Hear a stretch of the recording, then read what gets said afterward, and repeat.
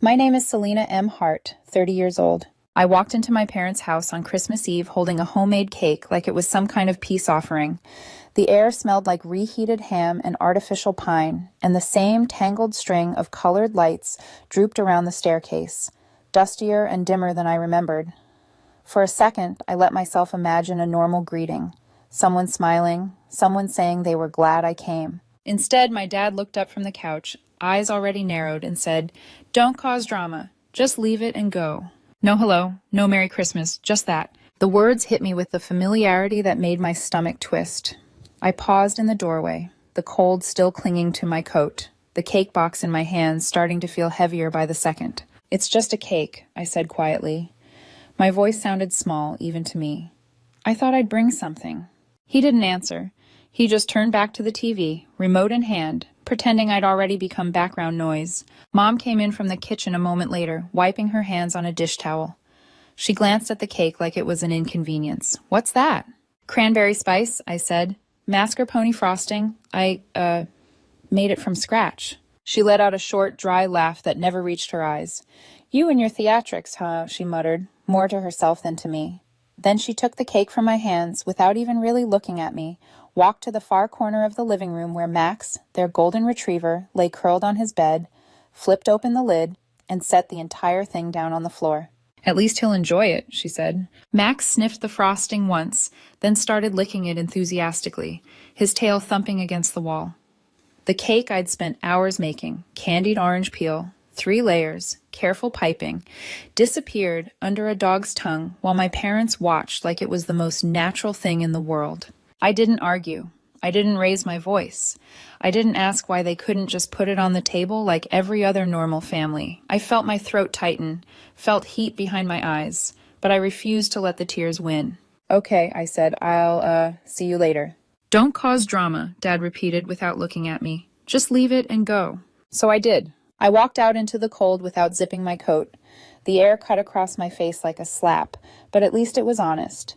I sat in my car with my hands on the steering wheel, watching the faint glow of the Christmas lights through the front window. Max was a blurred shape in the corner, happily devouring the only thing I brought. I'd told myself this year might be different, that maybe, if I showed up with something thoughtful, if I tried one more time, they might meet me halfway. But there it was again, the same message they'd been sending my whole life. You're too much and never enough at the same time. I drove home in silence. My phone buzzed a few times in my bag. Notifications, a holiday sale, a random group chat, but nothing from them. That night I logged into my bank account. The joint one stared back at me from the screen. The account I'd opened 2 years ago, when Dad lost part of his pension and they'd started falling behind on the mortgage. I remembered the way Mom's voice had cracked on the phone back then, how she'd said, "We just need a little help, honey, just until we get on our feet." I was the one who suggested the joint account. Something simple, something structured, so I could transfer money easily when they needed it. They contributed for 4 months. Then they stopped. There was always a reason. A delayed payment, a medical bill, a car repair. I believed them. Every single time. The transaction history told a different story now. Property taxes, homeowners insurance, mortgage payments, the water heater repair last winter. A dozen little crises, all solved by quiet deposits from me. I'd been plugging leaks in a ship they'd already decided to abandon. The balance was $23,170. Money I had earned. Money I had put there. Money they were using like a bottomless well while feeding my cake to the dog. I stared at the number for a long time, waiting for guilt to rise up and stop me. It didn't. What rose instead was something colder, sharper, a kind of clarity that made my hands feel steady. I clicked transfer. I moved every cent into a private account in my name only. Then I removed their access to the joint one, closed it, and sat there in the dark with my laptop screen reflecting off the window. Not a cent of it was stolen. Not a cent of it was theirs. By morning, I was the villain. First came the missed calls. 8 from Mom, 5 from Dad. Then the text started. "What did you do? Call us now. This is serious, Selena." I watched them pop up on my screen while I brushed my teeth, while I made coffee, while I pretended I could just go about my day. I didn't answer. Then Dad finally spelled it out. "I'm filing a police report," he wrote. "You've robbed your own parents." A few minutes later, Mom added her own contribution. "I'm embarrassed to call you my daughter," she texted. Then, like a blade sliding between my ribs, she wrote, "You always ruin everything. You were born dramatic." Born dramatic. Like it was a defect. Like I'd come into the world pre-programmed to be a problem. That was the moment I knew this wasn't new. This was just another chapter in a story they'd been telling themselves and everyone else about me for years. Around noon, my phone buzzed with a different name. Emily. "We need to talk, call me." Emily was the middle sister, forever neutral, the one who smoothed things over, translated our parents' cruelty into something softer, easier to swallow. She never took sides. That was her role. I didn't call. I texted instead. "Come over tonight if you want. We'll talk then." She showed up at my apartment just after dark, cheeks flushed from the cold, hair twisted into a quick knot like she'd thrown herself together in a hurry. But she wasn't alone. Jeremy came with her. He didn't even say hi when he walked in. Didn't take off his coat. His jaw was tight, his eyes already lit with anger.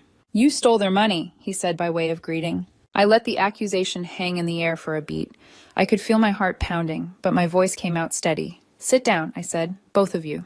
Emily looked between us, hesitant, then sank onto the couch. Jeremy stayed standing for a moment, arms crossed, before dropping into the armchair like he was bracing for impact. I didn't start with a speech. I started with paper. I went to the side table, pulled out the folder I'd put together that afternoon, and set it on the coffee table. Bank statements, receipts, screenshots, copies of every bill I'd paid in the last 2 years. The electric bill my mom had forgotten, the property tax notice that had surprised them, the invoice from Dad's dentist, all of it. "I opened that account," I said. "I funded it. They contributed for 4 months and then stopped.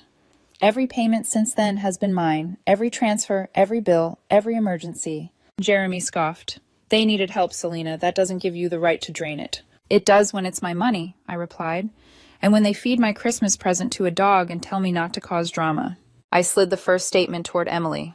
"Look at it," I said. She hesitated, then started flipping through the pages. Her brow furrowed, her lips pressed into a thin line. I watched her face change, line by line, as she saw the amounts, the dates, the notes, transfers labeled mortgage, insurance, utilities, email printouts where Mom thanked me for handling the electric again and promised they'd make it up to me soon. Jeremy took the folder next, scanning faster, more aggressively, like he was looking for something that would prove me wrong. He didn't find it. "Why didn't they tell us?" Emily asked quietly. "About any of this?" I laughed once, humorless. "Because it was easier to tell everyone I'm dramatic than to admit they've been living off their daughter." Jeremy ran a hand over his face. "I'm going to talk to them," he said suddenly, standing. "No," I said sharply. "They'll twist it. They always do. They'll cry. They'll say I'm unstable, that I'm attacking them. They'll make you feel guilty and grateful in the same breath. You know how this goes." He shook his head. "I need to hear their side." "There is no side where the numbers magically change," I said. "You see the statements. The account is mine. That money is mine. The only thing they contributed was the password." Emily stayed. Jeremy left. We sat on the couch that night with the lights off, watching the faint glow of the city through my window. The Christmas tree in the corner blinked on and off, a cheap pre-lit thing I'd bought on sale, but it felt more honest than anything in my parents' house. After a long stretch of silence, Emily spoke. Her voice was small, like she hated the words, even as she said them. "I always thought you were exaggerating," she whispered. She didn't say more. She didn't have to. It was all there in her eyes, the shock, the guilt, the quiet horror of realizing she'd been standing on the wrong side of the line for years. By the next afternoon, I got the notification. The old group chat, originally created to plan a beach trip years ago, lit up for the first time in months. Jeremy wrote, "We're all meeting tomorrow, 4:00 p.m., Emily's house." A second later, Mom added, "About time. We need to stop pretending like Selena's behavior is okay." I stared at the screen for a long moment, feeling the familiar pull to defend myself, to explain, to argue. I imagined myself typing, "What behavior? Wanting to be treated like a human being? Wanting not to be used?" But I already knew how that would go. Every word I wrote would be twisted into proof that I was unstable, offensive, too emotional. So I closed the app. I didn't say anything at all. Instead, I picked up the folder again and slid it into my bag. If they wanted a meeting, I'd be there. But this time, I wouldn't be walking in empty-handed. I arrived 10 minutes early to Emily's house the next day and parked across the street. For a long moment, I didn't move. I just sat there gripping the steering wheel, staring at the familiar front porch where we used to drink iced tea on warm evenings and watch neighborhood kids race past on scooters. Back then, it felt like a refuge. Now it felt like walking into a tribunal where the verdict had already been whispered behind closed doors. Across the street, a couple of kids zoomed by on their scooters, laughing, oblivious. Life went on around me like nothing inside that house could possibly matter. But I knew better. This wasn't just a meeting. This was decades of dynamics about to be laid out on the table, and I had the sinking feeling no one would be honest except me. I took a deep breath, grabbed my folder from the passenger seat, and walked toward the house. Emily answered the door almost immediately. She looked nervous, like she'd been pacing. Her sweater sleeves were pushed up to her elbows, her hair pulled into a messy low bun. "You good?" she whispered. I nodded, even though the answer was no. "Let's just do this." The kitchen table was set like some kind of peace offering. Teapot in the center, mismatched mugs, a plate of store-bought cookies. But the air felt tight, brittle. It wasn't a table for tea. It was a table for autopsies. Mom and Dad arrived together, as always. They walked in like guests of honor. Mom with a bright, brittle smile. Dad with that heavy silence he used when he wanted to make someone feel small. Jeremy came in last, jaw already clenched. They barely said hello. No hugs. No holiday cheer. It was all business. Mom started before she was even fully seated. "You overreacted, Selena," she said with a tight smile. "The cake thing was a misunderstanding. A joke. You're always too sensitive." Too sensitive. That phrase again. A favorite of hers. She didn't stop there. She shifted smoothly into character assassination, like she'd rehearsed it in the car. "You've always been dramatic, easily offended. Things that aren't a big deal to anyone else set you off." Dad jumped in. "What you did with that account was criminal," he said sharply. "You had no right. You put us in danger." Jeremy leaned forward, arms crossed. "Do you realize the mess you caused? The mortgage is due next week. They're panicking." I let them talk. I let them stack their accusations like dominoes. I waited until the momentum ran out, until all three of them were staring at me with some combination of disappointment, anger, and self-righteousness. Then I reached into my bag, pulled out the folder, and set it in the middle of the table. "No speeches," I said. "Just look." Emily took it first. I watched her face shift as she flipped through page after page. Dates, amounts, transfers. Emails where Mom thanked me for handling the electric again. Screenshots of text messages asking me to just front them a few hundred more. Payment confirmations for dental work, property taxes, insurance. Emily didn't say anything, but her breath stuttered on the page showing the water heater repair, the one Mom swore she'd pay me back for next payday. Jeremy took the folder next. He flipped through faster, but I saw it, the moment it hit him. He slowed. His eyes scanned more carefully, his jaw unclenched just slightly. Finally, Emily broke the silence. She looked at our mother and said, "Why didn't you put anything into this account?" Mom blinked like she hadn't expected to be questioned. I don't remember. I thought it was for emergencies, not a big deal." Emily didn't accept that. "These are emergencies. Mortgage help, taxes, utilities, Dad's dental work. Why didn't you contribute anything?" Mom bristled. "I don't like your tone." Jeremy chimed in, turning to Dad. "Why did you let her do all this alone?" Dad shrugged, completely unfazed. "She liked helping." Then he added, "If she was upset, she should have said no." That was the moment, right there, that something inside me finally snapped. Not loudly, not dramatically, just a clean, quiet break. They didn't feel guilty. They didn't even feel embarrassed. They felt entitled, like everything I had given them was expected, owed, like the problem wasn't their behavior. It was my displeasure at being treated like a walking ATM. "We aren't here to attack you," Mom said, voice suddenly soft, manipulative. "We just want to move forward. But you need to stop making everything so emotional." If she said the word emotional one more time, I was afraid I might laugh, or scream, or both. I leaned back in my chair. "Do you realize how humiliating it was?" I said quietly. "You took the cake I made and fed it to the dog. You told me not to cause drama when I hadn't even opened my mouth. You've been using me for years and calling it love." Mom rolled her eyes. "Stop being dramatic." There it was again. I looked at Emily then. really looked. She wasn't defending them. She wasn't smoothing things over. She looked shaken, like she was piecing together a puzzle that had been scrambled her whole life. She swallowed and said softly, maybe we should try family therapy. Dad scoffed. Mom pressed her lips together. Jeremy stared at the table. I didn't respond. I just stood, picked up my folder, and walked out. That night, as I sat on my couch, staring at the blank TV screen, Mom sent a final text. You're still our daughter, but you need help. We're not the enemy. I didn't reply. The next morning, my phone rang. It was the bank. A fraud report had been filed against me regarding the joint account. Were you aware of a transfer? The woman asked gently. Yes, I said. And you made it yourself? Yes. She paused. I could feel her confusion through the line. In that case, Ms. Hart, you have nothing to worry about. Your name is on everything. There are no signs of fraud. I thanked her and hung up. Then I sat on the floor for a long time, phone still in my hand. They had tried to report me. Not even 48 hours after pretending they wanted to talk. After sitting across from me at Emily's table like they cared. That night, Emily sent me a message. No words, just a screenshot. A text Mom had sent to her and Jeremy. I don't know what's wrong with Selena anymore.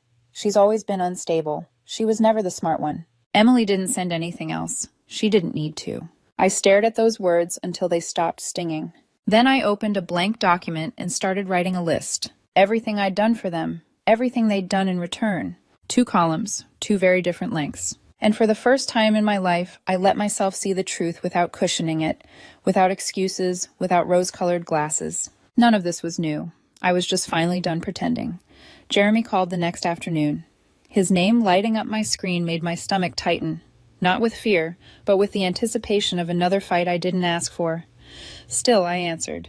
Can we meet? He asked. His voice sounded strained, not angry this time, tired, confused, like someone who finally realizes the ground under them isn't solid. We met at a small coffee shop near his apartment. The winter sun streamed through the windows in pale stripes, casting long shadows across the floor. Jeremy sat with his hands clasped, staring at his coffee like it might give him answers. He didn't waste time. I went over everything again, he said. The statements, the messages, the receipts. He paused, jaw working, emotions shifting behind his eyes. I might have been too quick to jump on Mom and Dad's side. They told me things that... He didn't finish. He didn't need to. Then he asked a question I wasn't ready for. Do you still want to help them? I blinked. Help them? They're in trouble, he said. The mortgage is behind. Dad might need surgery in the spring. If you walk away now, it's just going to get worse for them. There it was, that quiet burden shoved onto me again. The expectation that I'd be the savior simply because I always had been. I leaned back. Jeremy, did they tell you they filed a fraud report against me? He froze. A beat passed. Then another. No, he finally said. His voice was barely above a whisper. They didn't. That changed everything. I watched the realization settle across his face like a slow-moving storm. Jesus, he whispered. I didn't know. Yeah, I said. That's the point. He rubbed his temple, looking suddenly older. I need time to think. Take it, I said. I'm done chasing anyone. Later that night, Emily texted me. I'm coming over. I have something you need to see. She arrived with a folder in her arms, an overstuffed one, bulging at the sides. Her expression was brittle, as if she'd been crying or holding back tears for too long. What is this? I asked. She didn't answer. She opened the folder and spread its contents across my coffee table. Screenshots, printed texts, emails Mom had sent her over the years. Words like knives. She's always dramatic. She's so stupid sometimes it scares me. She can't handle her own life. She'll crash eventually. They always do. I pity whoever marries her. I scanned them silently. Page after page of my mother talking about me not like a daughter, but like an inconvenience. A burden. A flaw in her otherwise perfect narrative. That's all from this year, Emily said quietly. Mostly before the money stuff even started. I didn't cry. I didn't even flinch. I'd known, deep down, for a long time. This was just the first time I saw the cruelty written out plainly, without the softening filter of wishful thinking. Emily, I asked softly, why bring this now? She looked at me with a mix of guilt and heartbreak. Because I didn't understand, she whispered. Not really. I thought you were exaggerating. I thought Mom just didn't know how to talk sometimes. Her voice cracked. I didn't realize she actually meant it. That night, after she left, I sat at my laptop. I opened the old private family message board, the one used to coordinate birthdays and holidays, until it devolved into silence and unread notifications. Everyone still checked it. No one posted. It was the perfect place for truth. I didn't write a rant. I didn't insult anyone. I didn't beg for understanding. I simply uploaded screenshots, receipts, bank statements, and a clean timeline of financial support spanning 2 years. I ended it with one line. If you've heard rumors about me, please compare them with these facts before deciding what to believe. I logged off. No explanations, no back and forth, just facts. I didn't expect responses, but the next morning I woke up to 17 unread messages, cousins, aunts, a couple of relatives I barely remembered. We had no idea. Thank you for speaking up. Things make more sense now. Your parents always acted different. Then came the one message that mattered most. From Jeremy, 4 words. They lied to me. A few hours later, he showed up at my door with a single sheet of paper in his hand. I need you to see this, he said, stepping inside. He handed it to me. It was a printout of transactions from an account number I didn't recognize. What is this? I asked. My parents' second account, he said, the one they never told anyone about. The numbers blurred for a moment as I scanned the lines. Over $14,000 deposited in the last 10 months. Social Security, a small inheritance, money Jeremy had sent them for the mortgage. They hadn't been broke. They hadn't been drowning. They were stockpiling money, hoarding it, while asking me for help, crying about emergencies, and letting me drain myself to support them. Jeremy sank onto the couch. I thought the money I sent them was helping keep the house afloat, he said quietly. Turns out, it went straight here. He pointed at the statement. They lied to you. They lied to me. They lied to everyone. We sat in silence for a long time. Neither of us knew what to say. Eventually, he whispered, "We've been backing the wrong people for years." That hit harder than anything else, because it wasn't just him. It was all of us. Emily, me, even relatives who had quietly assumed Mom and Dad were the victims in every story. The next few days passed strangely. Heavy, but also clear in a way I'd never experienced. Emily dug through old messages, forwarding ones that now read like evidence in a trial. Jeremy sent me screenshots of conversations with our parents. First denial, then excuses, then sudden accusations that we were ungrateful. On New Year's Day, I made one final update to the message board. No emotion. Just facts, dates, timelines, receipts. When I finished, I logged out and turned off my phone for 24 hours. When I turned it back on, there were even more messages. Apologies, confessions, stories from cousins who had quietly experienced similar manipulation from my parents and never said anything. And then the one that shifted something deep inside me. A message from my mom's old friend Diane. "I'm not surprised. Your mom has called you her backup plan since you were in college." Backup plan. That phrase echoed in my head all night. Not daughter, not family, not loved. Backup plan. And suddenly everything made sense. All the guilt, all the manipulation, all the casual cruelty wrapped in concern. I wasn't their child. I was their safety net, their fallback, their emergency fund with a heartbeat. And I realized something profound. I didn't want to go back.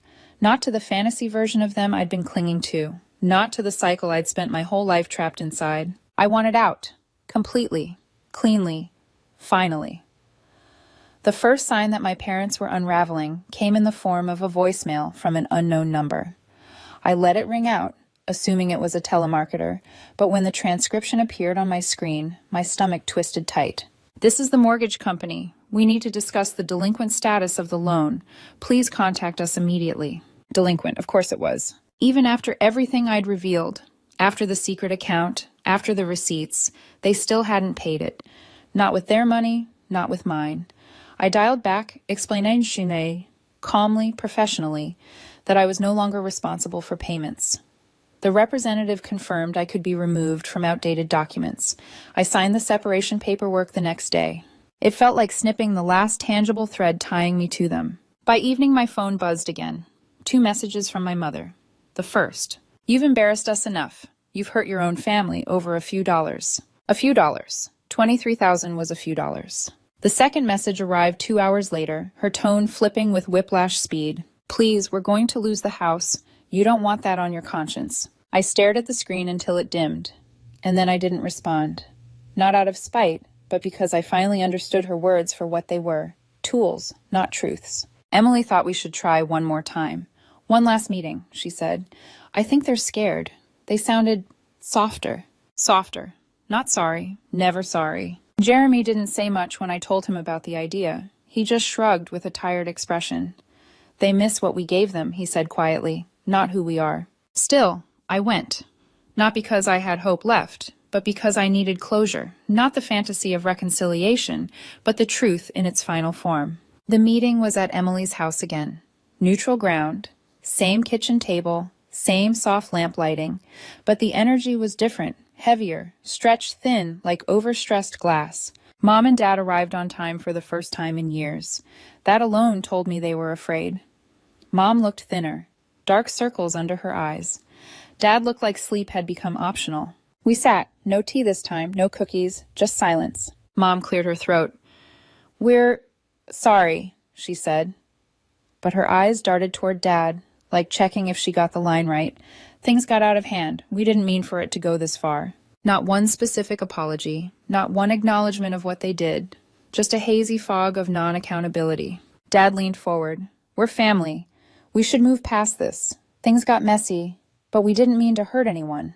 Then came the reveal, the reason for the meeting. They needed help, just a little, just enough to avoid foreclosure, just enough to catch up on utilities, just enough to get them through this difficult stretch. Mom clasped her hands like a woman praying. We're still your parents, she murmured. You should want to help. I looked at both of them, then said evenly, I know about the second account. The silence after that was absolute. No denials, no excuses. Just a flicker of irritation on Mom's face. Caught, and annoyed at being caught. What were you saving it for? I asked. Mom didn't hesitate. Retirement, she said. We deserve that. Deserve. The entitlement was breathtaking. Then she added, almost casually, You were always the emotional one, Selena, always trying to prove something. That was your weakness. And then, because cruelty was her native language, she leaned back and said it in the calmest tone I'd ever heard from her. You were always the stupid one. The words hung in the air like smoke, thick, poisonous. Emily didn't flinch, because she already had her phone recording in her lap. It wasn't for revenge, it was for sanity. Proof that what was happening was real. No one hugged at the end, no one said goodbye. It felt like watching something die. Not a person, something more insidious. A myth. A story I'd carried my whole life about what family was supposed to feel like. After they left, Emily uploaded the recording to the family message board. 5 minutes later, she deleted it. She didn't want a war. She just needed to hear the truth aloud one last time. The next morning, I blocked them. Phone, email, every contact route. Not because I was angry anymore. Anger was an old flame by then, burned out and cool, but because I had nothing left to give them, nothing left to fix. And because for the first time the silence wasn't punishment, it was protection. It was peace. But peace doesn't mean the pain stops immediately. When you walk away from people who raised you, even toxic people, it doesn't feel clean. It feels like pulling a rusted nail out of your skin. Necessary, but ugly. Healing, but raw. Weeks passed. The world grew quieter. I expected to miss them more. I didn't. I expected regret. There was none. Then the final confirmation arrived. Not from them, of course not from them, but from someone completely unexpected. Samantha, my cousin on my dad's side. A single message. Hey, this might be out of line, but I thought you should see this. Attached was a screenshot of a group chat I didn't know existed. The name at the top read, Real Family. And inside were my parents, several uncles, a few cousins, people who'd gone silent when everything blew up. My mother had written, Selena's playing the victim again. She's pathetic, always has been. She was never that bright. Honestly, it's a relief to have her out of our lives. My father added, She thinks she's strong. Let's see how long that lasts. She's not smart, just stubborn. Someone else replied, She'll come back. They always do, especially the stupid ones. I didn't cry, I didn't shake, I didn't break. I just stared at the screen and felt something settle inside me. Something final, something peaceful. That night, I opened every folder tied to them. Bank statements, screenshots, PDFs, voicemails, and I deleted them. Not because I wanted to forget, but because I didn't need evidence anymore. Not for them, not for me, not for anyone. Then I went through my contacts and deleted every name who'd watched them mistreat me and stayed silent. If they couldn't stand beside me in the truth, they didn't deserve access to my life. A few days later, I walked into a small bakery, the kind with real buttercream and handwritten chalkboard menus. "What's the occasion?" the cashier asked as she boxed the cake. "Just me," I said. No one mocked it, no one fed it to a dog. No one told me I was dramatic or stupid. It was just my cake, my table, my life. That night, as I lay in bed staring at the soft glow of my bedside lamp, something clicked into place inside me. I didn't want reconciliation. I didn't want them to change. I didn't want an apology. I only wanted distance, and I finally had it. After years of trying to be what they needed, I finally became what I needed. Free.